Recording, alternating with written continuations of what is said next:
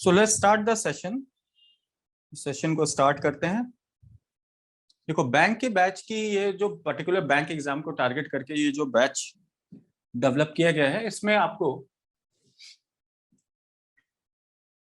Bank exam से related जो भी इंपॉर्टेंट टॉपिक्स हैं, उन इंपॉर्टेंट टॉपिक्स से जो एग्जाम के रेलेवेंट क्वेश्चंस होंगे वो हम लोग डिस्कस करेंगे।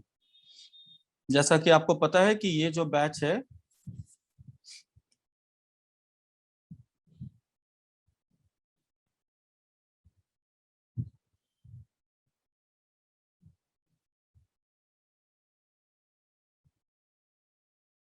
ये 20 डेज का बैच है, 20 दिन का बैच है।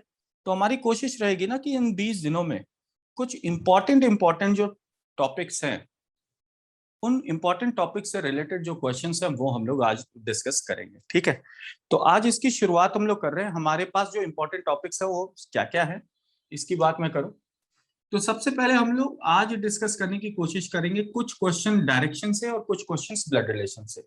मोर ओवर ध्यान रखिएगा, ये बैच जो है वो एक प्रैक्टिस बैच होगा, बहुत ज्यादा बेसिक्स और डिटेल्स में हम लोग नहीं जाएंगे।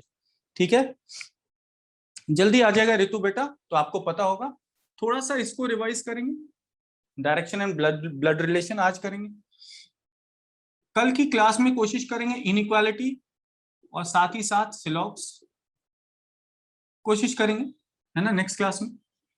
फिर सिटिंग अरेंजमेंट करेंगे हम लोग, पजल्स करेंगे। ये सारे जो टॉपिक्स हैं ये हमारे टारगेटेड टॉपिक्स रहेंगे जो आपके एग्जामिनेशन के पॉइंट ऑफ व्यू से बहुत ज्यादा इंपॉर्टेंट हो जाते हैं। ठीक है, followed by coding and ranking.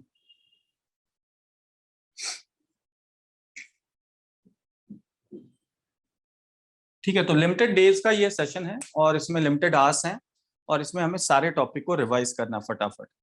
तो अभी हम लोग सबसे पहले शुरुआत करें किस टॉपिक से, तो शुरुआत करते हैं आज डिस्टेंस एंड डायरेक्शन से, और इसके बाद हम लोग डिस्कस करेंगे साथ ही साथ एक और टॉपिक इसके, है ना। कुछ क्वेश्चन फटाफट हम लोग देखते हुए चलते हैं। ठीक, मैं सारे क्वेश्चन इस शीट की नहीं कराऊंगा, इस शीट के कुछ ही क्वेश्चंस कराऊंगा। ठीक है, अलग अलग टाइप से रिलेटेड, ताकि हम मिनिमम टाइम में मैक्सिमम वैरायटी जो है वो कवर अप कर सके। पेपर कैसा गया ऋतु बेटा, आप लोगों के पेपर्स कैसे हुए? ऋतु, राजकुमार, दिव्य, अनुराधा, कैसा रहा पेपर बेटा?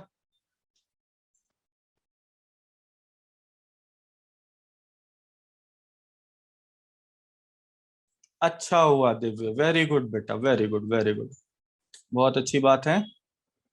तो आओ थोड़ा सा ना मेंस के पॉइंट ऑफ व्यू से हम लोग थोड़ा काम करते हुए आगे बढ़े ना तो बेहतर होगा, है ना। तो मैं कुछ कोशिश करूंगा कुछ लेटेस्ट क्वेश्चन भी डालूं। ये तो अभी बेसिक वाला मैं करा रहा हूँ ताकि जब सिटिंग अरेंजमेंट सिलॉक्स और ये सारा करेंगे ना तो इसमें हम लोग लेटेस्ट क्वेश्चन ज्यादा करेंगे। ठीक, चलो देखो, सबसे पहले फर्स्ट क्वेश्चन फटाफट करके देखो सॉल्व। फर्स्ट क्वेश्चन को सॉल्व करके देखो। लिंक डाउनलोड कर लिया बेटा, सभी ने डाउनलोड कर लिया है? ये लिंक मैंने शेयर किया है, इसको क्लिक कीजिएगा, पीडीएफ डाउनलोड हो जाएगा। आइए देखिए जरा। तो पहला क्वेश्चन ये है, Mohan travelled westward 5 kilometres, turn left and travelled 3 kilometres. ठीक है, तो मोहन सबसे पहले वेस्ट की ओर चला, कितना चला? 5 kilometres. Turn left and travelled 3 kilometres. Left की ओर मुड़ा और कितना चला? 3 किलोमीटर चला। तो वेस्ट का लेफ्ट ध्यान रखना साउथ की ओर होता है, वेस्ट का लेफ्ट किधर होता है? साउथ की ओर। Turn right and travelled 9 kilometres. अब साउथ का राइट होता है west and travelled 9 kilometres. And then he travelled north 3 kilometres. अब यहां से नॉर्थ की ओर यानी ऊपर की ओर गया और कितने किलोमीटर गया? 3 किलोमीटर्स। 3 किलोमीटर्स चला। ठीक है, क्लियर? तो ध्यान रखो, इन दोनों पॉइंट को हम मीट करा दें तो ये रेक्टेंगल बन गया। रेक्टेंगल के ऑपोजिट साइड इक्वल होते हैं, देखो ये 3 ये 3, तो बेटा नीचे वाला लाइन अगर लेंथ 9 है तो ऊपर वाले लाइन का लेंथ 9 होगा। ठीक है, पूछा गया how far is he from the starting point, how far is he is from the starting point. तो अब वो यहाँ खड़ा है, स्टार्टिंग पॉइंट तो ये है, दोनों के बीच की डिस्टेंस तो 9 + 5, 9 + 5 how much 14 kilometres, 9 + 5 is how much 14 kilometres. ये क्लियर है बेटा सभी को, ये समझ में आया। चलो, तो इस तरीके से डिस्टेंस पर काम करते हैं। मैं बस रिवीजन, एक छोटा सा रिवीजन करा दे रहा हूँ, लाइट रिवीजन, जिससे आपकी जो प्रैक्टिस है वो बनी रहे, छूटे ना। चलो सेकंड क्वेश्चन देखो। सेकंड क्वेश्चन क्या है? A man started walking towards west, he turn right, then right again, and finally turn left. Towards which direction was he walking now? तो देखो स्टार्ट किया है इसने किधर चलकर, वेस्ट की ओर चलकर। अब देखो वेस्ट की ओर चलकर स्टार्ट किया है और उसने टर्न क्या क्या लिया है। तो देखो 2 बारी तो राइट मुड़ा, और 2 बारी राइट मुड़ने के बाद ये एक बार किधर मुड़ गया, लेफ्ट मुड़ गया। फाइनली किधर मुड़ गया है, लेफ्ट मुड़ गया है। और इसके बाद आपसे पूछा जा रहा है towards which direction is he walking now, कौन सी दिशा में चल रहा है।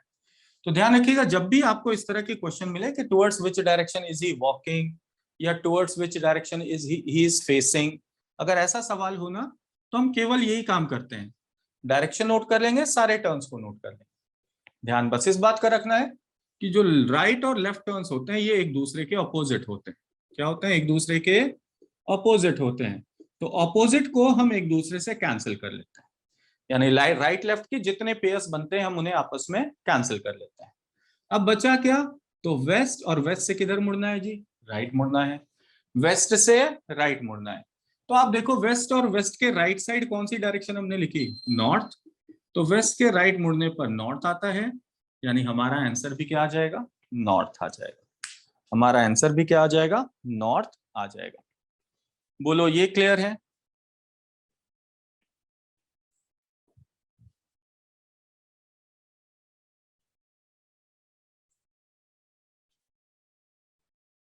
चलो अच्छा, क्वेश्चन नंबर 4 देखो, क्वेश्चन नंबर 4, फोर्थ क्वेश्चन देखिएगा।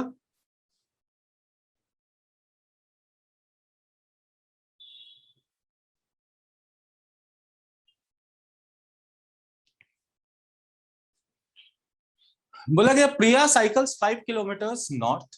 प्रिया 5 किलोमीटर किधर चलती है, नॉर्थ की ओर। तो ये हमने स्टार्टिंग पॉइंट बनाया है, और यहां से चलेंगे 5 किलोमीटर्स किधर, नॉर्थ की ओर, 5 kilometres north. Then turns east and cycles 4 kilometre. अब यहां से ईस्ट की ओर मुड़कर 4 किलोमीटर, तो ईस्ट की ओर मुड़ गए, 4 किलोमीटर आगे। And then turns south and cycles 5 kilometres. यहां से साउथ की ओर मुड़कर 5 किलोमीटर चले, साउथ की ओर मुड़कर कितना चले, 5 किलोमीटर चले, ठीक है। And then turns to her right and cycle 6 kilometre. अब यहां से राइट मुड़कर 6, तो राइट मुड़कर देखो ये हो गया 4, और ये हो गया 2, और 4 + 2 6 किलोमीटर, ठीक है।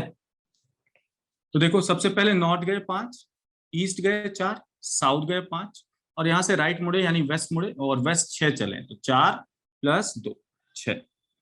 आपसे सवाल क्या पूछा गया, where is she now with reference to her starting position. तो अपनी स्टार्टिंग पोजीशन से अब वो कहां पर है, तो ये हमारी स्टार्टिंग पोजीशन है, उससे 2 किलोमीटर की डिस्टेंस पर है, और कौन सी डायरेक्शन में, तो ये वाली लाइन, ये वाली डायरेक्शन कौन सी होगी, वेस्ट की होगी। यानी यहां हम आंसर करेंगे 2 किलोमीटर्स वेस्ट, 2 किलोमीटर्स वेस्ट। ये क्लियर है?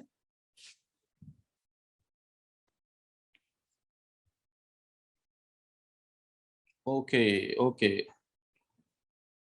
मैं कोशिश कर रहा हूं बस आपको उतने क्वेश्चंस करा दूं जिससे वैरायटी आपकी कवर अप हो जाए। क्वेश्चन नंबर 8 देखो, आठवां, आठवां क्वेश्चन देखो, क्वेश्चन नंबर 8 आंसर करो तो बेटा, क्वेश्चन नंबर 8 का, क्वेश्चन नंबर 8।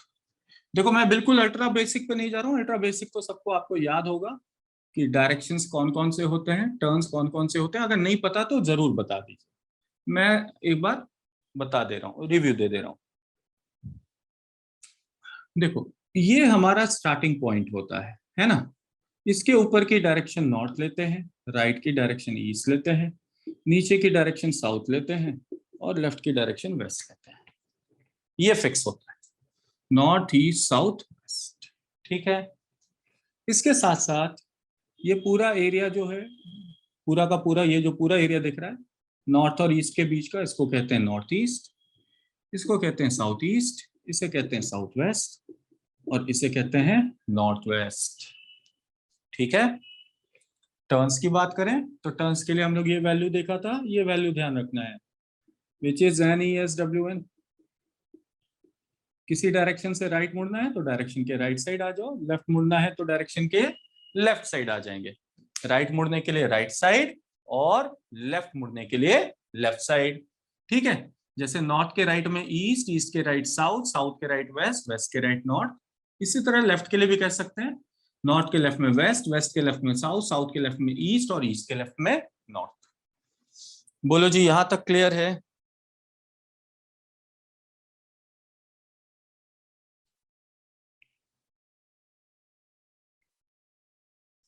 चलो चलो ठीक, आ जाओ। क्वेश्चन नंबर 8 देखो। तो जब भी किसी पर्सन की फेसिंग निकालना हो तो हम क्या करेंगे? फेसिंग निकालने के लिए सिंपल सा काम करेंगे। फेसिंग निकालना हो तो हम केवल दो चीजों को नोट करते हैं।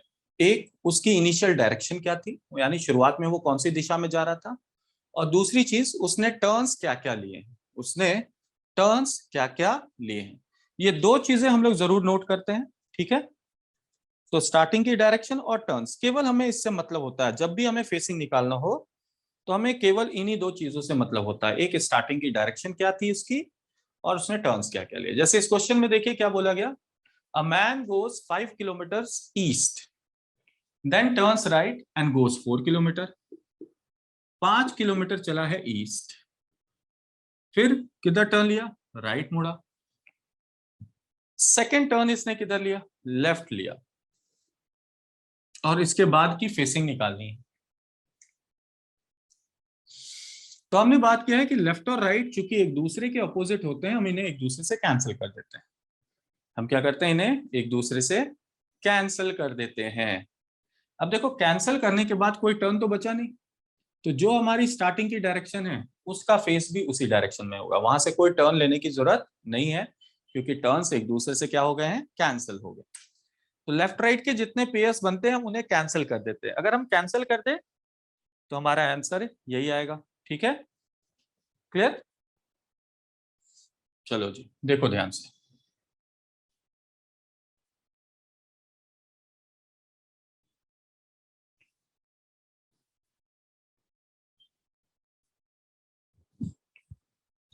हाँ, क्वेश्चन 10th देखो, 10th देखो।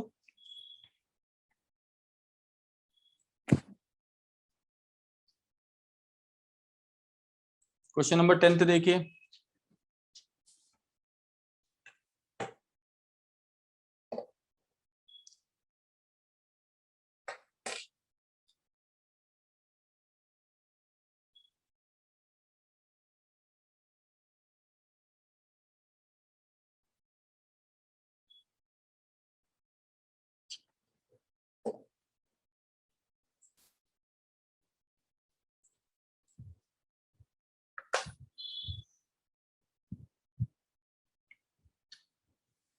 ये देखो, ये मैंने लिंक शेयर किया है बेटा पूजा, शायद आप लेट से ज्वाइन किया आपने। ये लिंक शेयर किया है, इस लिंक को क्लिक करोगे बेटा पीडीएफ डाउनलोड हो जाएगा। इस लिंक को क्लिक कीजिए, पीडीएफ खुद ब खुद डाउनलोड हो जाएगा। सेलेक्टेड क्वेश्चन मैं करा रहा हूं, बाकी आप लोगों को घर में प्रैक्टिस करना है। मेरी कोशिश रहेगी कि मैं हर एक वैरायटी का एक एक क्वेश्चन करा दूं, सो दैट कि आपका कंसेप्ट जो है वो रिवाइज हो जाए। ठीक, तो आइए चलिए जरा क्वेश्चन नंबर 10th देखते हैं। बोला गया क्या, if Ram's house is located to the south of Krishna's house, यानी कृष्णा के घर से, कृष्णा के घर के साउथ में राम का घर, कृष्णा के घर के साउथ में राम का घर है। And Govinda's house is to the east of Krishna's house, यानी कृष्णा के घर के ईस्ट में गोविंदा का घर है। कृष्णा के घर के ईस्ट में गोविंदा का घर है।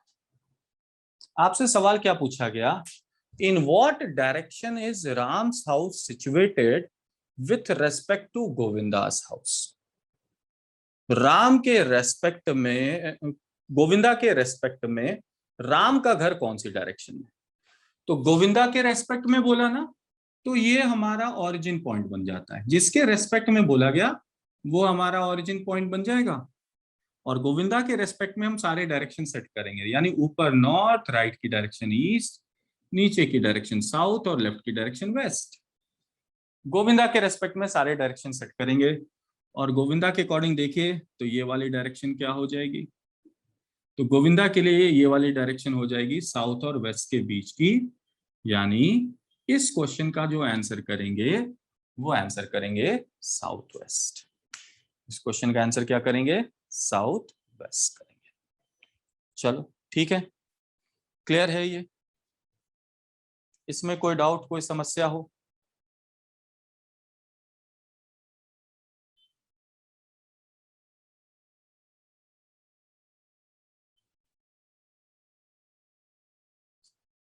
चलो, तो मैं एक क्वेश्चन ना अलग करा रहा हूं शीट से एक थोड़ा सा क्वेश्चन अलग करा रहा हूं। ठीक, मैं बोर्ड पर लिखूंगा, आप लोग देख लेना, पढ़ लेना, ठीक है।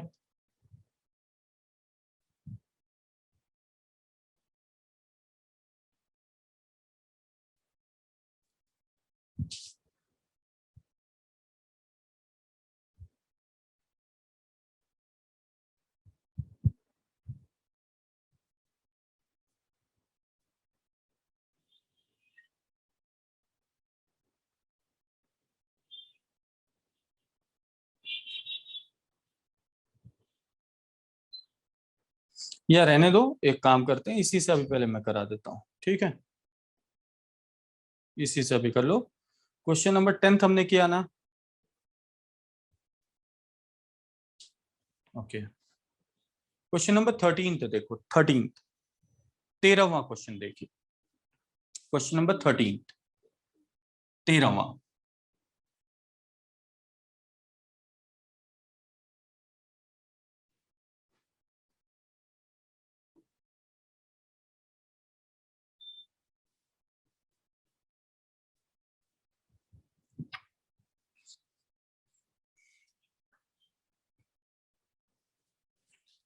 जैसे क्या बोला जा रहा है, A is located to the west of B, यानी बी के वेस्ट में कौन है, ए। ये रहा बी, और ये रहा बी का वेस्ट, और बी के वेस्ट में किसे रख दिया, ए को रख दिया।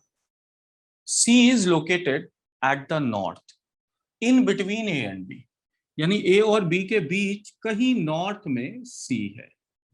ए और बी के बीच कहीं नॉर्थ में कौन है, सी है। अब बोला गया D is exactly to the south of B and also in line with B. D जो है वो बी के ठीक साउथ में है और बी वाली लाइन पर। तो बी के साउथ में कौन है बेटा, डी। बी के साउथ में कौन है, डी। अब देखो नेक्स्ट क्या बोला गया, in which direction of C is D located. C के अकॉर्डिंग डी कौन सी डायरेक्शन, तो जिसके अकॉर्डिंग बोला गया वही हमारा ओरिजिन बन जाता है ना। उसके अकॉर्डिंग डायरेक्शन सेट करते हैं, यानी ऊपर नॉर्थ, राइट की डायरेक्शन ईस्ट, नीचे की डायरेक्शन साउथ, और बेटा लेफ्ट की डायरेक्शन वेस्ट, लेफ्ट की डायरेक्शन वेस्ट। अब सी से डी की डायरेक्शन क्या होगी, तो सी से डी के लिए जो लाइन निकला वो किसके किसके डायरेक्शन के बीच में निकला है, तो सी के अकॉर्डिंग साउथ और ईस्ट के बीच निकला, यानी हमारा आंसर जो होगा वो आंसर होगा साउथ ईस्ट। आंसर क्या होगा? साउथ ईस्ट होगा। ठीक है बेटा, तो सी के अकॉर्डिंग डी की डायरेक्शन पूछी जा रही है, तो सी के किस डायरेक्शन में है? साउथ ईस्ट में। साउथ ईस्ट में।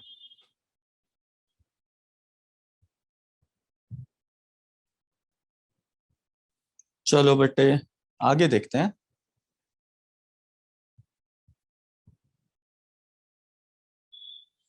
क्वेश्चन नंबर 15 एक बार देख लो। 15 अच्छा क्वेश्चन है, ये भी देखो। 15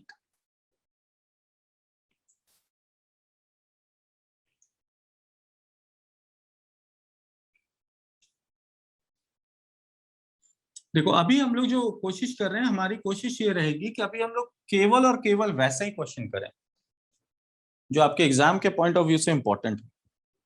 जो आपके एग्जाम के पॉइंट ऑफ व्यू से इंपॉर्टेंट हो, पहले वो करें। इसके बाद बाकी वाला देखेंगे। ठीक है? क्लियर?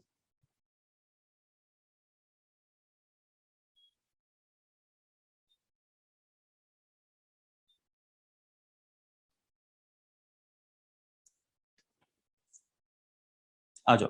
देखो, बोला गया Rani and Sarita started from a place X. ठीक है, रानी और सरिता हैं, वो एक प्लेस एक्स से चलना शुरू करते हैं। कौन कौन? Rani and Sarita. Rani went west and Sarita went north. Rani किधर चली? वेस्ट की ओर चली। और सरिता किधर चली? नॉर्थ की ओर चली। तो रानी वेस्ट की ओर चलती है और सरिता नॉर्थ की ओर चलती है। ओके, नेक्स्ट क्या बोला गया? Both travelling with the same speed, दोनों समान गति से चलती। After some times both turned their left and walked a few steps. कुछ देर चलने के बाद ये दोनों किधर मुड़ गए? लेफ्ट मुड़ गई। किधर मुड़ गई? लेफ्ट। यानी रानी भी मुड़ गई और सरिता भी मुड़ गई, दोनों ने लेफ्ट टर्न किया। If they again turn to their left, यानी ये वापस से लेफ्ट मुड़ जा रही हैं, यानी दूसरी बार भी किधर मुड़ गई? दोनों लेफ्ट मुड़ गई। तो in which direction the faces of Rani and Sarita are respectively, यानी रानी और सरिता का फेस अब कौन सी डायरेक्शन में होगा? तो हमने बात किया था, जब भी हमें फेस के बारे में पूछा जाए तो हमें केवल स्टार्टिंग की डायरेक्शन और टर्न से मतलब है। यानी देखो, रानी के लिए वेस्ट से 2 बार लेफ्ट मुड़ना है। वेस्ट से कितनी बार लेफ्ट? 2 बार लेफ्ट। तो बेटा वेस्ट से 2 बार लेफ्ट मुड़िए। पहला लेफ्ट मुड़ने पर साउथ आएगा, दूसरा लेफ्ट मुड़ने पर ईस्ट। देखो, वेस्ट से 2 बार लेफ्ट मुड़ने पर क्या आ जाएगा? ईस्ट आ जाएगा। यानी रानी का फेस आ जाएगा किधर? ईस्ट की ओर। रानी का फेस किधर आ जाएगा? ईस्ट की ओर। सरिता के लिए देखिए तो सरिता की फेस चल रही थी नॉर्थ की ओर, और नॉर्थ से इसने 2 बार ही लेफ्ट लिया है। यानी सरिता के लिए भी नॉर्थ से 2 बार लेफ्ट मुड़ना है। नॉर्थ से 2 बार लेफ्ट, ध्यान रखना, ये रहा नॉर्थ और यहां से 2 बार लेफ्ट। पहला लेफ्ट वेस्ट और दूसरा लेफ्ट साउथ। पहला वेस्ट और दूसरा साउथ। यानी सरिता का फेस किधर हो जाएगा? साउथ। तो रानी की फेस ईस्ट की ओर और सरिता की फेस साउथ की ओर। तो हमारा आंसर आ जाएगा क्या? East and south. East and south. Okay, next. ये क्लियर है ना? कोई दिक्कत तो नहीं? अगले क्वेश्चन को देख लीजिए।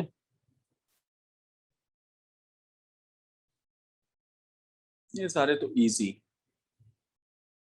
गुड बच्चे, वेरी गुड। अच्छा, ये क्वेश्चन एक करते हैं। क्वेश्चन नंबर 20 कर लो। 20 बहुत इंपॉर्टेंट है, 20 कर लो।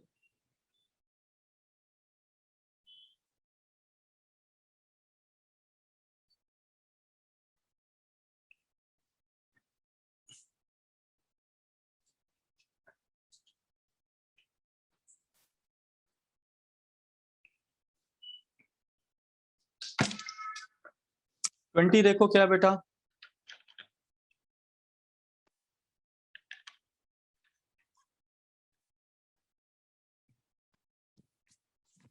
क्वेश्चन नंबर 20 क्या है? तो बोले जरा, a cyclist ride 40 kilometres to the east. एक साइकिलिस्ट है, वो 40 किलोमीटर साइकिल चलाता है, किसकी ओर? ईस्ट की ओर। लेट्स से 40 किलोमीटर ये चला किधर? ईस्ट की ओर। अब बताया गया turns north and rights 20 kilometre. अब यहां से नॉर्थ की ओर मुड़ा और 20 किलोमीटर चला। नॉर्थ की ओर यानी ऊपर कितना चला? 20 किलोमीटर। चलो ठीक है, 20 किलोमीटर आ गए। ठीक है, अब क्या बोला गया? Again turns left and rights 20 kilometres. अब यहां से भी लेफ्ट मुड़ गया। नॉर्थ का लेफ्ट, नॉर्थ का लेफ्ट क्या? वेस्ट। और ये कितना चला? 20 किलोमीटर चला। तो नॉर्थ का लेफ्ट क्या हो गया? वेस्ट। और वेस्ट कितना चला? 20 किलोमीटर्स चला। ठीक है, क्लियर है?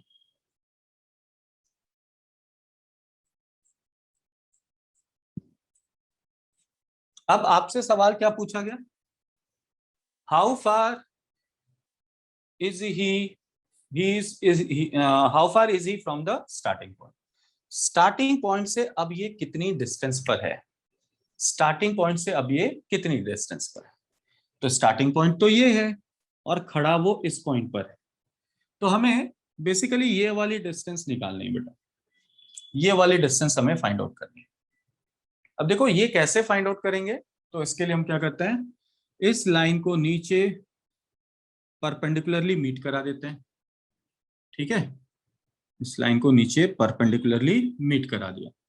मीट कराने पर देखो ये जो लाइंस हैं, ये अब एक राइट एंगल ट्रायंगल बन गया बेटा। Right angle triangle. Right angle triangle में ये वाला पार्ट क्या हो गया? ट्रायंगल का परपेंडिकुलर। ये वाला पार्ट क्या हो गया? ट्रायंगल का बेस। और ये वाला पार्ट क्या हो गया? ट्रायंगल का हाइपोटेनस। तो अब हमें निकालना है क्या?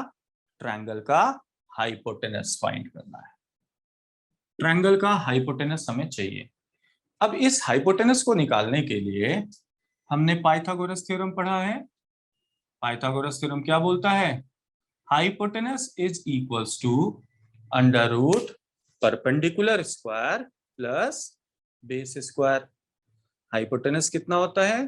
Under root perpendicular square plus base square. ये ध्यान रखना होगा आपको।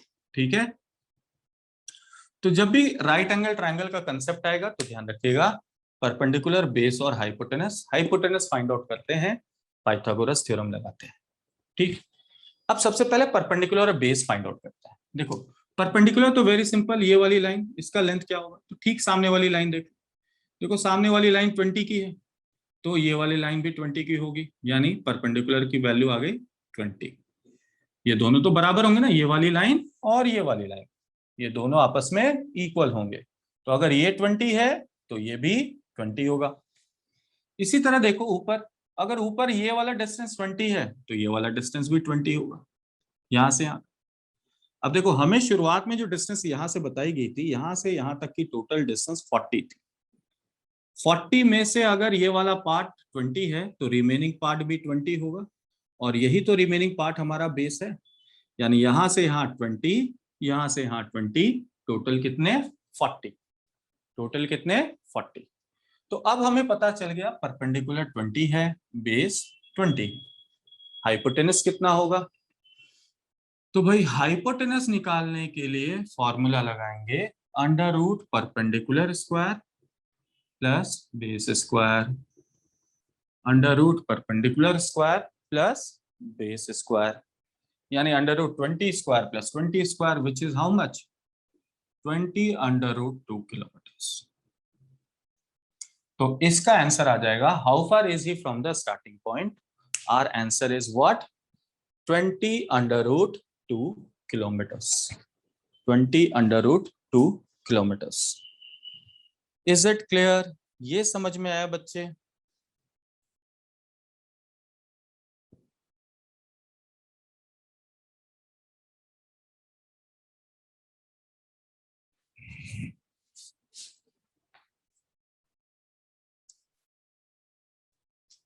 चलो गुड बेटा, आइए क्वेश्चन नंबर 21 देखो, 21 जो केस है that is called degree based questions. क्या? Degree based questions. Degree based question में जैसा कि आपको पता है, एक पर्सन की इनिशियल फेसिंग आपको दे दी जाएगी, बताया जाएगा वो वहीं खड़ा होकर टर्न कर रहा है। जो टर्निंग्स हैं वो आपको क्लॉक या एंटी क्लॉकवाइज के फॉर्म में दी जाती हैं और वैल्यूज आपको डिग्री में मिलती है। जैसे बता दिया गया, एक पर्सन है जिसकी फेसिंग नॉर्थ है, वो वहां से 90 डिग्री क्लॉकवाइज टर्न करता है, फिर 180 डिग्री एंटी क्लॉकवाइज टर्न करता है। तो इस तरह की कुछ टर्निंग्स आपको दे दी जाएंगी और उस टर्निंग के बेसिस पर हम क्या निकालेंगे कि after taking all the turns, ठीक है,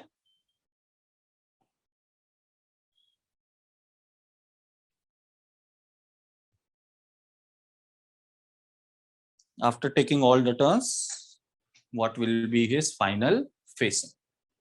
जैसे क्वेश्चन नंबर 21 देखो बेटा, 21 क्या है? A man is facing south. एक मैन है जिसकी फेसिंग किधर है? साउथ की ओर। He turns 135 degree in the anti clockwise direction and then 180 degree in the clockwise direction. Which direction he is facing now? तो इसे करने के लिए क्लॉकवाइज और एंटी क्लॉकवाइज के टर्न का एक छोटा सा रिव्यू देख लो, है ना। क्लॉकवाइज टर्न किधर होता है, एंटी क्लॉकवाइज किधर होता है, ये ध्यान रखना आपने।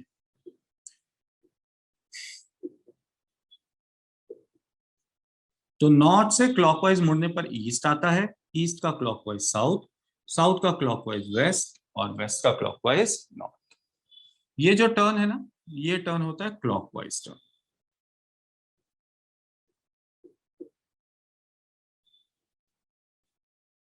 ठीक, so this turn is called clockwise turn. और इसका ठीक ऑपोजिट एंटी क्लॉकवाइज हो जाएगा, है ना जी।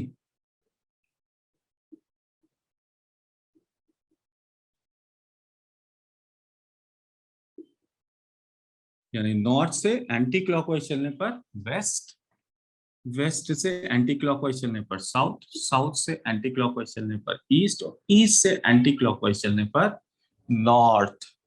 या फिर आप ये कह सकते हैं कि जो राइट टर्न होते हैं वो यहां पर क्लॉकवाइज होते हैं और जो लेफ्ट टर्न्स होते हैं वो एंटी क्लॉकवाइज होते हैं। तो left turns are anti clockwise turns and right turns are clockwise turns. Clockwise मुड़ना हो राइट, एंटी क्लॉकवाइज मुड़ना हो लेफ्ट। क्लॉकवाइज के लिए राइट की ओर मुड़ते हैं, एंटी क्लॉकवाइज के लिए लेफ्ट की ओर मुड़ते हैं। ठीक है जी, चलो देखो जरा।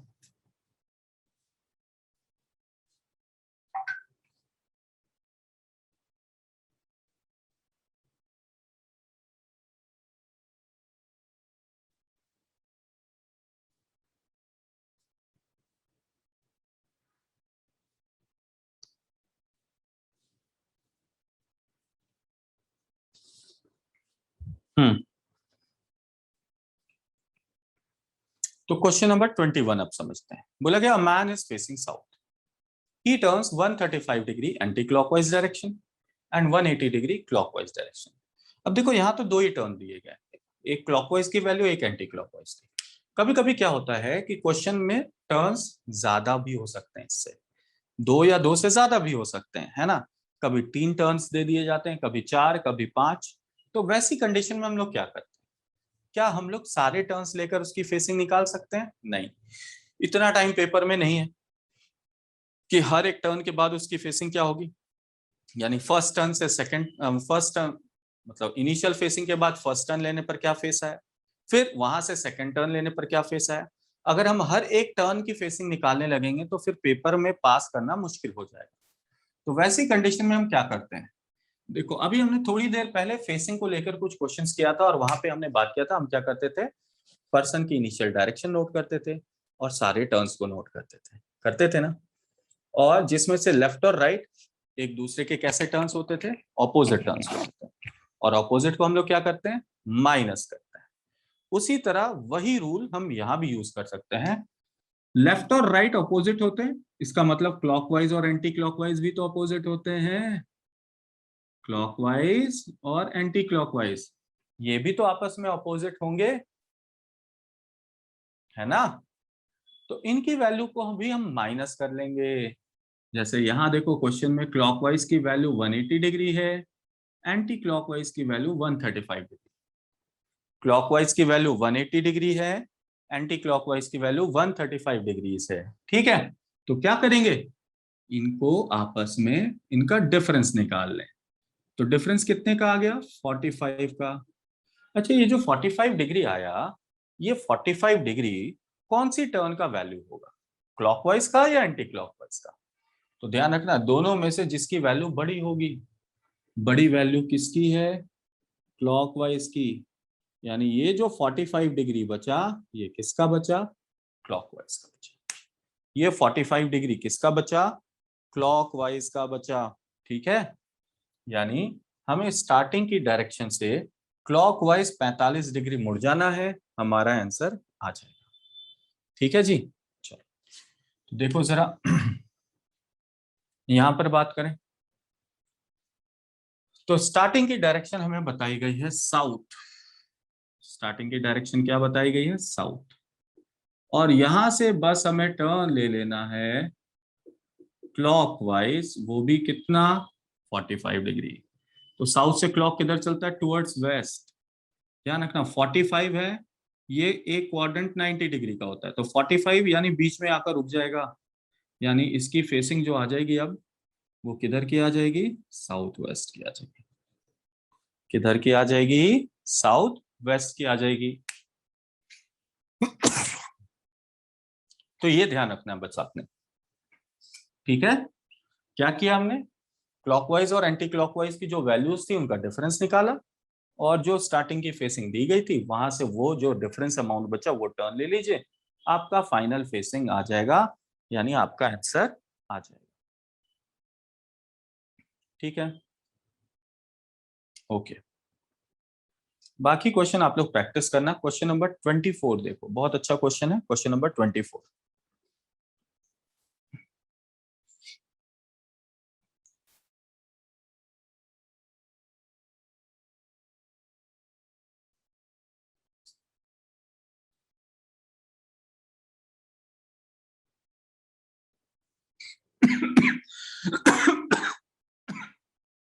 सॉरी।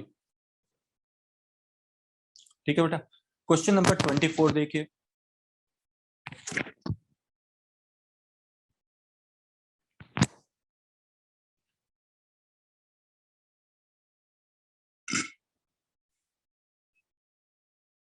हम्म 24 क्या है, बोला जा रहा है के is a place which is located 2 kilometre away in the north west direction from the capital P. Question number 24 देखना, के is a place which is located 2 kilometers away in the northwest direction from the capital P। तो P एक capital है, और इस capital से 2 kilometre north west में कौन है, K। 2 किलोमीटर नॉर्थ वेस्ट में कौन है, K। ठीक है, क्लियर है। R is another place that is located 2 kilometer away in the southwest direction from K। K के साउथ वेस्ट डायरेक्शन में 2 किलोमीटर की दूरी पर कौन है, R। 2 किलोमीटर की दूरी पर कौन है, R।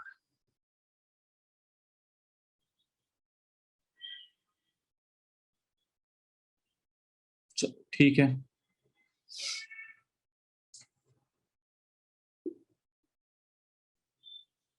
नेक्स्ट देखो क्या बोला गया, M is another place that is located 2 kilometer away in the northwest direction from R। अब R से नॉर्थ वेस्ट जाना है, तो R पर ये पॉइंट ड्रॉ कर लो, R से नॉर्थ वेस्ट। ठीक है, कितने किलोमीटर, 2 किलोमीटर। कौन है पॉइंट, M। M है। ध्यान बस एक बात का रखना बेटे, एक बात का आप लोग ध्यान रखिएगा, वो ये कि यहां से देखो 2 किलोमीटर ऊपर आए थे और 2 किलोमीटर ही नीचे आए हैं। दोनों केसेस में डिस्टेंस बराबर है, तो जितने ऊपर गए हैं उतने ही नीचे आए, इसका मतलब आर और पी सेम लाइन पे। आर और पी क्या होंगे, सेम लाइन पर होंगे। चूंकि P से हम जितना ऊपर बढ़े उतना ही नीचे भी आ गए हैं, इसका मतलब R और P बेटा सेम लेवल पे है, R और P सेम लेवल पे। अच्छा, अब हम आ गए हैं M पर। अब M से आगे क्या जानकारी? T. T is yet another place that is located 2 kilometer away in the southwest direction from M. Okay, अब M से 2 किलोमीटर साउथ वेस्ट पर आना है जी। M से 2 किलोमीटर साउथ वेस्ट, और 2 किलोमीटर साउथ वेस्ट पर कौन आ जा रहा है? T आ जा रहा है। 2 किलोमीटर साउथ वेस्ट पर कौन आ जा रहा है? T आ जा रहा है। देखो ना ध्यान से, यहां भी तो यही हुआ, R से जितना ऊपर गए उतना ही नीचे भी आ गए, इसका मतलब R और T भी सेम लाइन पर होंगे, R और T भी सेम लाइन पर। तो बेटा P, R और T ये तीनों सेम लाइन पर, ठीक है। उसी तरह आप कह सकते हैं M और K भी बेटा सेम लाइन पर होंगे। क्यों? क्योंकि P से जितना ऊपर गए थे R सेम लेवल पर आ चुके हैं, R से भी उतना ही ऊपर गए, इसका मतलब M और K भी जो है वो सेम लेवल पर होंगे। अब देखो यहां तो आपसे सवाल पूछा गया है क्या, in which direction is T located in relation to P। P के रिलेशन में T की डायरेक्शन क्या है, T कौन सी डायरेक्शन में? तो अगर हम P के अकॉर्डिंग बात करें तो P के अकॉर्डिंग ये डायरेक्शन नॉर्थ है, ये ईस्ट है, ये साउथ है और ये वेस्ट है। तो जाहिर सी बात है कहीं ना कहीं T वेस्ट वाली लाइन में, कहीं ना कहीं T वेस्ट वाली लाइन में है, तो इसका आंसर तो वेस्ट आ जाएगा। लेकिन आपके एग्जाम में यहां ये भी क्वेश्चन पूछा जा सकता है that how far is T from P, how far is T from P। P के रेस्पेक्ट में T की डायरेक्शन, T की डिस्टेंस क्या है? हाउ फार का मतलब डिस्टेंस ही हुआ, तो T के रेस्पेक्ट में, P के रेस्पेक्ट में T की डिस्टेंस कितनी है, P से T के बीच की दूरी कितनी है, ये निकालना है जी। P से T के बीच की दूरी निकालनी है हमें, distance between P and D, distance between P and D, P and T निकालिए तो जरा बताइए तो कितना होगा। P से T की दूरी कितनी होगी?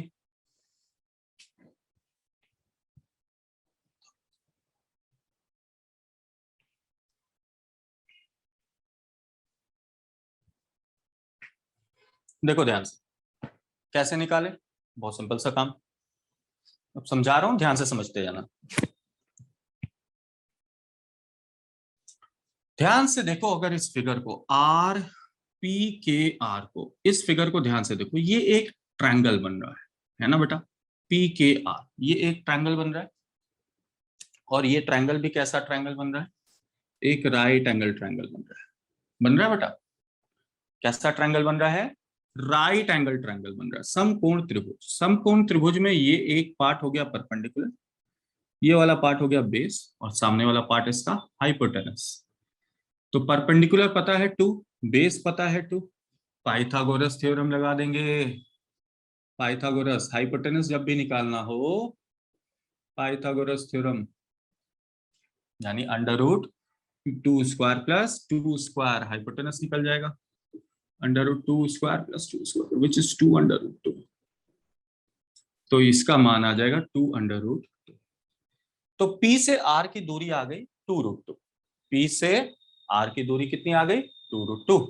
अब P से R की दूरी अगर 2 रूट 2 है, तो सेम चीज तो यहां भी हो रहा है, इस ट्रायंगल में भी तो आर टी एम में भी तो हो रहा है, आर टी एम में भी तो हो रहा है, ये भी देखो राइट एंगल ट्रायंगल। तो अब इस राइट एंगल ट्रायंगल का ये परपेंडिकुलर, ये बेस और ये हाइपोटेनस, तो perpendicular to base 2, perpendicular to base 2 put कर दिया, ये भी आंसर आ जाएगा 2 रूट 2।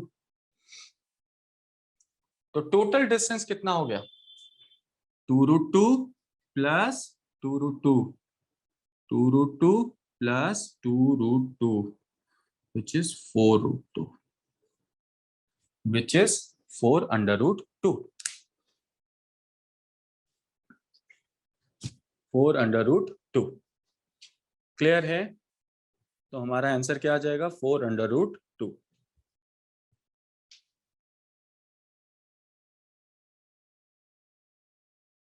तो अगर distance between P and T पूछा जाए तो आर आंसर इज 4√2। तो ये क्वेश्चन थोड़ा अच्छा क्वेश्चन है, इसलिए इसका मैंने एक और एस्पेक्ट आपको बता दिया। सिर्फ यहाँ डायरेक्शन पूछा गया, लेकिन आपके पेपर में डिस्टेंस पूछने के भी चांसेस हैं। ओके, अब देखो शैडो बेस्ड क्वेश्चन जो है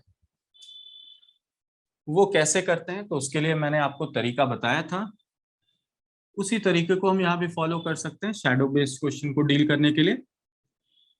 आइए चलिए जरा वो भी देखते हैं।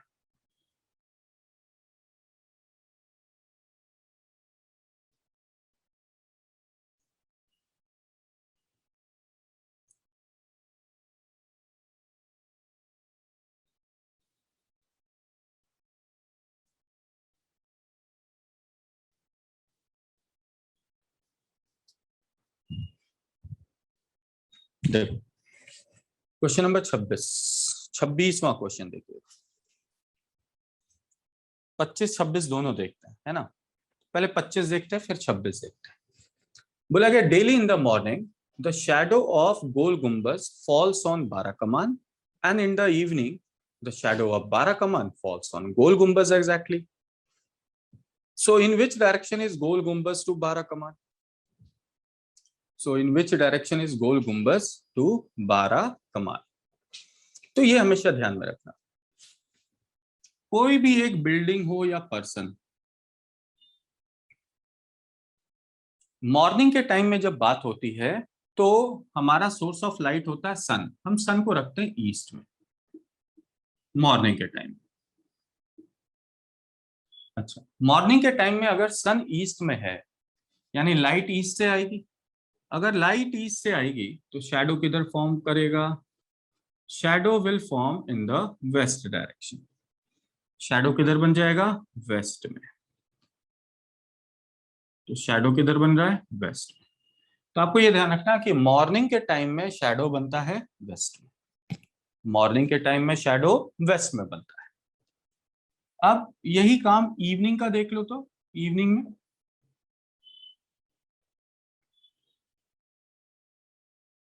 इवनिंग के टाइम में देखो सन होगा वेस्ट में, शैडो किधर बनेगी? ईस्ट में। सन अगर वेस्ट में है तो शैडो किधर बनेगा? ईस्ट में। तो बस आपको यह ध्यान रखना, मॉर्निंग के वक्त किसी बिल्डिंग की शैडो वेस्ट में बनती है और इवनिंग के वक्त किसी बिल्डिंग की शैडो ईस्ट में बनती है। ठीक है, ये चीज ध्यान रखिए। और इस पर देखिए ये क्वेश्चन,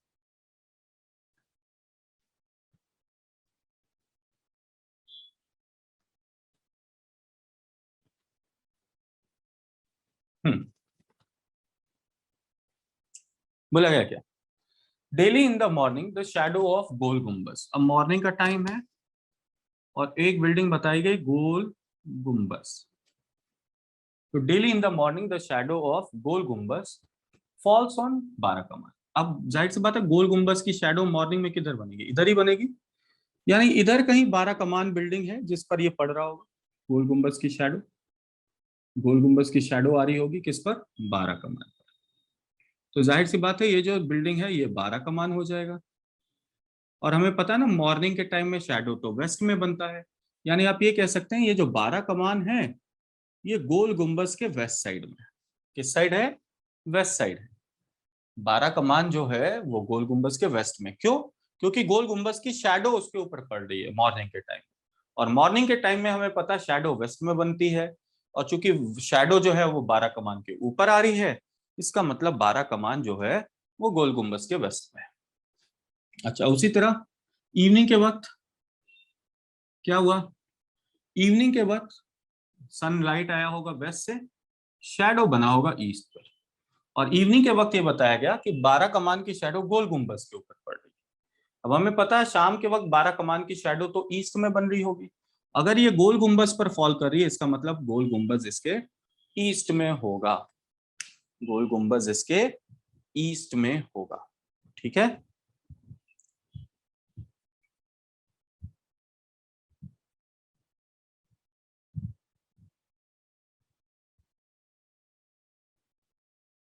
तो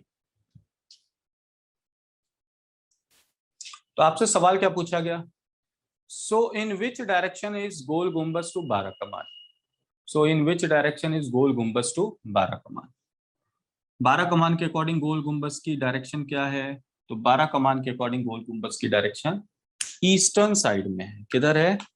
ईस्टर्न साइड में। बारह कमान के ईस्टर्न साइड में गोल गुम्बज है। बारह कमान के ईस्टर्न साइड में गोल गुम्बज है। ठीक है, आगे बढ़ते हैं, नेक्स्ट देखते हैं।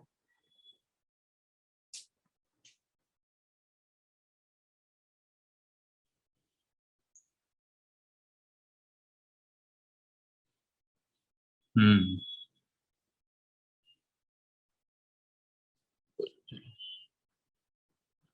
चलो आगे देखो, ये अगला क्वेश्चन देखो, ये थोड़ा सा ना अलग हो जाता है। क्यों? क्योंकि यहाँ पर जो शैडोज हैं वो किसी पर्सन के लेफ्ट में फॉल कर रहे हैं या राइट में फॉल कर रहे हैं। शैडो जो है वो पर्सन के लेफ्ट में फॉल कर रहा है या राइट में फॉल कर रहा हो। ऐसी कंडीशन में देखो इस कंसेप्ट को समझना पड़ेगा। शैडो मेरे लेफ्ट में कब फॉल करेगा? जब लाइट मेरे राइट से आ रही हो। और शैडो मेरे राइट में कब फॉल करेगा? जब लाइट लेफ्ट से आ रही हो। तो लाइट लेफ्ट से आएगी, शैडो राइट में बनेगा। लाइट राइट से आएगी, शैडो लेफ्ट में बनेगा। ठीक है, ये बस कंसेप्ट आपको दिमाग में बिठाकर रखना है। नहीं भी बिठाना चाहते तो इसे सॉल्व करने का एक सिंपल सा तरीका मैं आपको बताता हूं, और वो तरीका है, ये वैल्यू ध्यान रखिएगा, that is NESWN, which means north east south west north.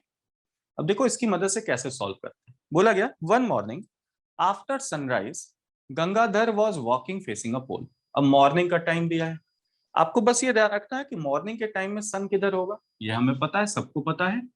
Morning के टाइम में सन होता है किधर? ईस्ट में। अब ये सन का राइट और लेफ्ट मार्क कर लेना बस। सन के अकॉर्डिंग राइट क्या है, लेफ्ट कौन सा साइड है, ये बस मार्क कर लेना, सन का राइट लेफ्ट। अब देखो क्या बोला गया, क्वेश्चन नंबर 26 बेटा, 26 ऋतु, सॉरी मैंने क्वेश्चन नंबर 26 बोला था, शायद धीमे बोला होगा इसलिए सुनाई नहीं दिया होगा। क्वेश्चन नंबर 26 देख रहे हैं आप लोग। तो बोला जरा one morning after sunrise Gangadhar was walking facing up. एक सुबह में, सुबह की बात है, और गंगाधर जो है वो पोल की ओर फेस कर रहा है। बोला जा रहा the shadow of the pole fell exactly to his right. Shadow किधर बन रहा है? गंगाधर के किस साइड? Right side. शैडो किधर बन रहा है? Fell exactly to his right. तो आपने कुछ नहीं करना, आपने सन के राइट साइड गंगाधर को रख देना। सन के राइट साइड कौन आ जाए? गंगाधर। सन, और सन के राइट में किसे? गंगाधर को रख देना। सन का राइट साइड गंगाधर। तो गंगाधर की फेसिंग अगर आपसे पूछी जाए तो आप ऐसे भी आंसर कर सकते हैं, साउथ। गंगाधर की फेसिंग क्या आंसर कर सकते हैं? साउथ।